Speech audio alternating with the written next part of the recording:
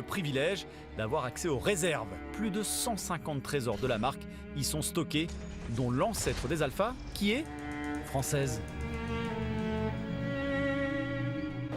Notre première et plus vieille voiture ici, ce n'est pas une Alfa Romeo, mais une Darracq. Une Darracq du constructeur français Alexandre Darracq.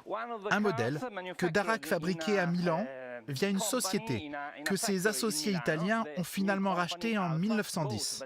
C'est comme ça qu'est née Alfa. C'est une véritable caverne d'Ali Baba, de la voiture du pape en passant par toutes les monoplaces, le sport encore et toujours dans ses formes les plus inattendues.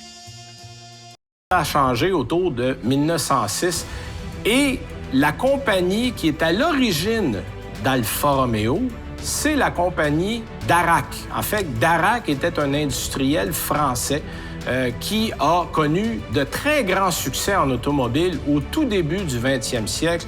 En fait, il fonde la Società Anonima Italiana à Naples dans le but de vendre des voitures françaises en Italie.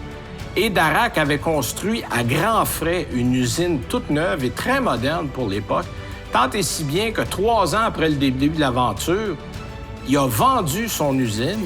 Et c'est un petit groupe d'hommes d'affaires de la région de Milan, parce qu'il s'est installé à Milan, notre ami Darracq, qui va fonder une nouvelle compagnie qui va s'appeler Anonima Lombarda Fabbrica di Automobili.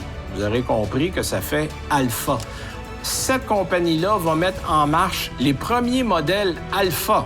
On produit à peu près 200 véhicules par année et on va mettre fin au